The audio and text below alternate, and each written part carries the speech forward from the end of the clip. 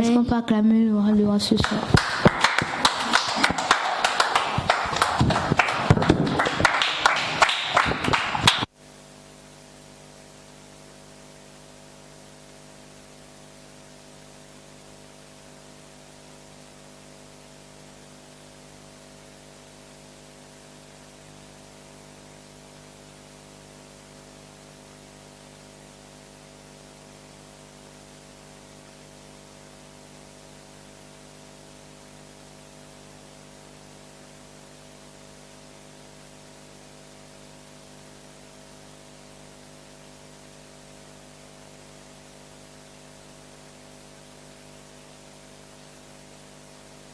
Ok, je voudrais que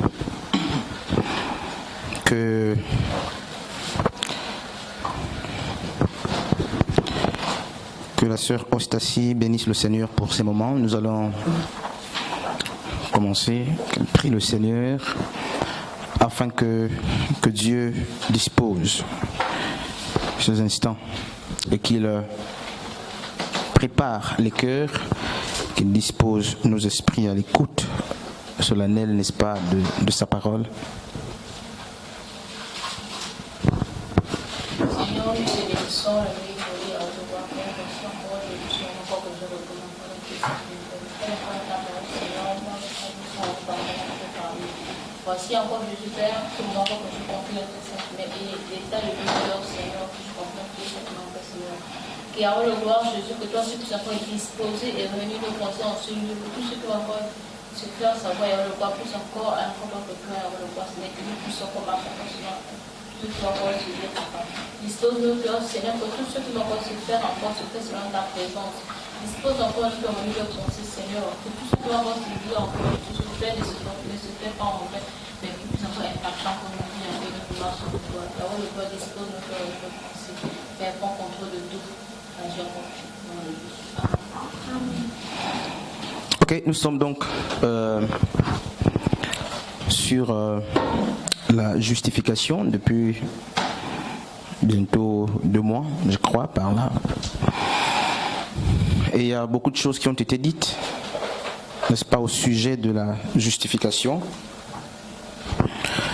Je ne vais pas être long parce que je crois que nous avons des étudiants, des élèves et des personnes aussi qui ont d'autres responsabilités régaliennes. Je vais désormais veiller à ce qu'on termine à temps.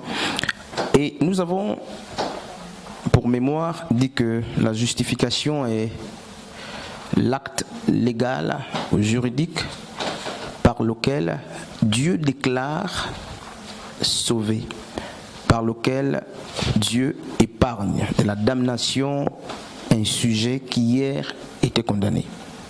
Nous l'avons dit et nous avons compris que justement la justification s'obtient si vous voulez, non pas par les efforts humains, non pas par la volonté de celui qui court. La justification n'est pas une action humaine.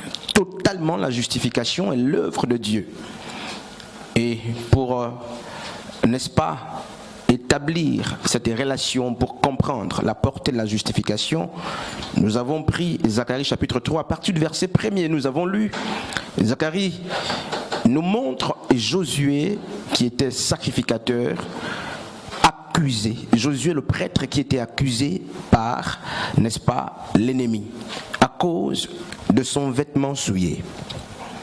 Et la Bible dit que gratuitement, le vêtement souillé de Josué, donc du sacrificateur, va être remplacé sans que ce dernier ne fasse un quelconque effort.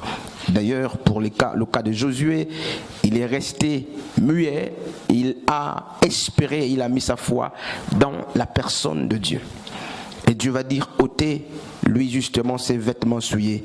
Et le vêtement de Josué, qui était la représentative des œuvres, n'est-ce pas, de la damnation, donc ce vêtement souillé a été changé.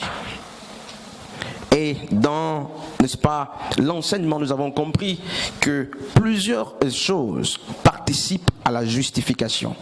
Nous avons dit que la justification s'obtient par la grâce, selon Romains chapitre 3 à partir du verset 21. Nous l'avons vu, nous l'avons lu d'ailleurs. Je suis juste en train de rappeler pour ceux qui n'étaient pas. Donc la justification s'obtient par 4 éléments fondamentaux. D'abord la grâce, Romains chapitre 3 à partir du verset 21. Nous avons dit que dans le même Romains chapitre 3 à partir du verset 22, l'auteur justement cet épître dit qu'au-delà de la grâce, la justification vient de la foi. Et nous avons aussi compris dans Romains chapitre 3 à partir du verset 25 que la justification s'obtient justement grâce au sang d'Yeshua HaMashiach qui a coulé. Rappelons que dans Jean chapitre 1 à partir du verset 29, Jean le Baptiste, alors qu'il faisait le ministère, il avait eu le soin de présenter l'agneau de Dieu comme étant, n'est-ce pas, celui-là qui venait ôter le péché du monde. Et dans Romains chapitre 14 à partir du verset 17, il est dit que la justification au-delà de la grâce, au-delà du sang et au-delà de la foi s'obtient par le Saint-Esprit. Ces 4 grands éléments justement qui constituent les piliers ou des éléments consubstantiels corrélés entre eux sans lesquels il est impossible qu'on soit justifié.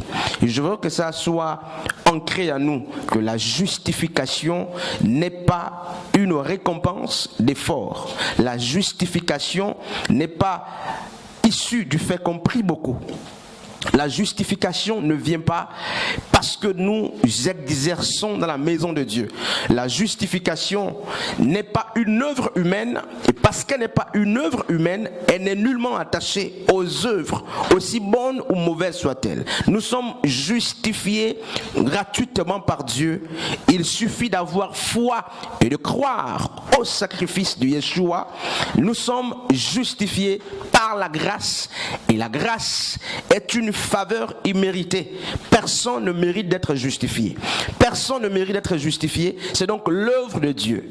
Aussi excellents pouvons-nous être, aussi sages pouvons-nous être, aussi intelligents pouvons-nous être, quels que soient les charismes ou les talents, les dons qui nous habitent. Il faut qu'on reconnaisse que la justification n'est pas une œuvre humaine. C'est pourquoi, lorsque nous en parlons, il nous faut assez d'humilité. Pourquoi? Nous sommes tous justifiés gratuitement. Romains 3, 23 dit, car tous ont péché. L'auteur Paul présente la condition de l'homme avant Dieu. Il s'agit des gentils, des juifs, des grecs et des autres. Il dit, l'univers a péché. Les hommes, dans leur situation, quelles que soient leurs origines, sont des coupables. C'est là qu'apparaît justement Romains 3, 23. Tous ont péché. Et après, il dira, mais ils sont justifiés.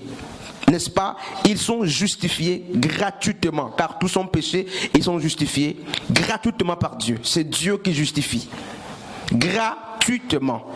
Non, n'ayons pas à l'esprit que nos pensées, n'ayons pas à l'esprit que nos offrandes, que notre manière de servir Dieu peut nous amener à la justification. Nous pouvons plaire à Dieu, oui, mais la justification s'obtient, n'est-ce pas, non pas par des efforts des hommes, c'est une œuvre excellente qui ne vient que de Dieu seul. Et je vais donc aujourd'hui aborder en quelques minutes la question de la justification par le sang. Jeudi prochain, Papa Frédéric va aborder la question de la justification par la grâce. L'ancienne Marie, l'ancienne Astrid va aborder la justification par la foi et Maman Anne va aborder la justification, n'est-ce pas, par le Saint-Esprit ou par la repentance. Chacun sera certainement conduit par le Seigneur et nous dira ce qu'on doit entendre. Dès le jeudi prochain, nous allons commencer. Donc là, nous verrons ce que c'est la justification par le sang. Donc c'est un sous-point sur les 4 sous-points. Justification par la grâce, Romains 3, 21. La justification par la foi, Romains 3, 22. La justification par le sang, Romains 3, 25. Et la justification par le Saint-Esprit, Romains 14, verset 17. Et je vais juste, en quelques minutes, nous édifier sur ce que c'est la justification par le sang. Mais avant, j'aimerais qu'on lise, n'est-ce pas, la sourate 4 à partir du verset, donc au niveau 157. Je sais que nous ne sommes pas des musulmans et qu'il nous sera difficile d'avoir peut-être la sourate, le Coran avec nous, mais pour les raisons de recherche, il est très important de se cultiver en lisant toutes ces choses. Je vais nous lire un texte dans le livre des musulmans, donc de l'islam. Vous n'avez pas ça là-bas, c'est juste pour l'instruction. C'est la sourate 4. Je suis au niveau de 157. Voici ce qui est dit au sujet de Yeshua. Et pour avoir prétendu qu'ils ont tué le Messie, Jésus, fils de Marie, le messager de Dieu, en effet, ils ne l'ont jamais tué, ils ne l'ont jamais crucifié. Ils ont été amenés à croire qu'il l'avait fait. Toutes les factions, n'est-ce pas, qui se disputent à ce sujet sont pleines de doutes concernant cette question. Ils ne possèdent aucun savoir, ils ne font que conjecturer. C'est certain, ils ne l'ont jamais tué. Je vais relire et nous allons voir le problème. Et pourquoi d'ailleurs je le lis. Sourate 4, à partir du verset 157. Je ne sais pas s'ils appellent ça les versets aussi. Donc sourate 4, 157. Voici ce que les musulmans pensent de la personne du Messie, de la personne de Yeshua. Et pendant ce temps, si c'est possible, que quelqu'un nous trouve 1 Corinthiens chapitre 14 à partir du verset 15, je crois que c'est cela. La sourate 4, 157 dit ceci. Et pour avoir prétendu qu'ils ont tué le Messie, Jésus, fils de Marie, le messager de Dieu, en effet, ils ne l'ont jamais tué, ils ne l'ont jamais crucifié. Ils ont été amenés à croire qu'il l'avait fait. Toutes les factions qui se disputent à ce sujet sont pleines de doutes concernant cette question. Ils ne possèdent aucun savoir, ils ne font que conjecturer. C'est certain, ils ne l'ont jamais tué. Regardez cette sourate 4 justement du Coran qui vient annuler et faire obstruction à toute la foi chrétienne. Une seule sourate. C'est vrai que entre eux-mêmes les musulmans, il y a des points de vue divergents, mais beaucoup de musulmans s'accordent que le Messie, dont ils reconnaissent l'existence, dont ils reconnaissent la naissance miraculeuse, la sourate 4, 157 jusqu'à 158 dit non, Jésus n'est jamais mort. Ça c'est la foi musulmane, ça c'est les textes musulmans qui nous disent que ce Messie n'a jamais été tué. Non seulement il n'est jamais mort, mais il n'a jamais été crucifié. Ça c'est l'islam qui nous le dit. Et les chrétiens ont mis leur foi sur Yeshua. Et je crois que c'est ça le texte 1 Corinthiens 14, 15, où ça dit quoi? Ou 2 Corinthiens, c'est 1 Corinthiens 14. Frère Julien, tu as la page? Violette. Personne n'est à la page. Sœur Ostassi, tu as la page? Non, on peut me lire juste le texte. 14, 15. Oui. 1 Corinthiens 14, 15. Que faire donc? Je prierai par l'esprit. Non, donc 15, 14. 2 Corinthiens 14, 15. Fouillez-moi le texte là, s'il vous plaît.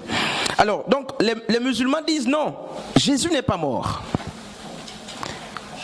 Et il n'est pas non plus crucifié. Et quand vous lisez plus loin, ils disent qu'il a été enlevé sans passer par la mort. Et que les Juifs auraient tué le sosie de Jésus. Et présenter cette sourate à un chrétien, c'est faire obstruction justement à sa foi. Parce qu'il dit qu'il est justifié par le sang de Yeshua qui a coulé. Et un homme de l'islam vous dira, mais Yeshua n'a jamais été crucifié. Et parfois je me dis, mais bon, les chrétiens qui se battent à vouloir à vouloir s'expliquer avec les musulmans, déjà la foi, il y a un creux. Il y a un véritable creux. C'est pas la même foi. Ils croient en un Jésus qui n'a pas connu de mort. Donc le sang n'a pas coulé. Et donc pour eux, c'est inadmissible de parler de la justification par le sang. Parce que le sang de Jésus n'a pas coulé. Donc c'est deux fois, deux conceptions diamétralement opposées. On va lire un texte, Jean chapitre 6, à partir du verset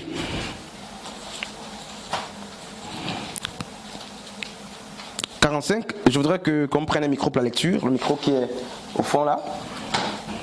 Jean chapitre 6. À partir du verset 45 jusqu'au verset 56. Sur Violette, tu peux lire.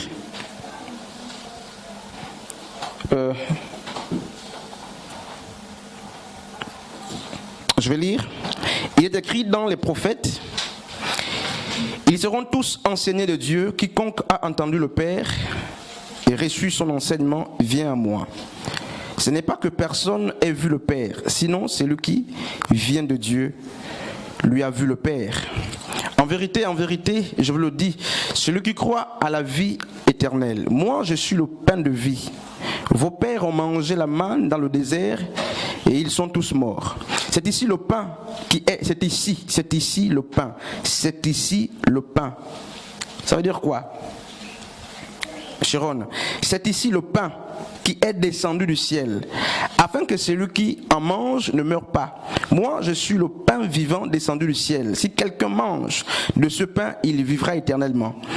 Et le pain que je donnerai, c'est ma chair pour la vie du monde.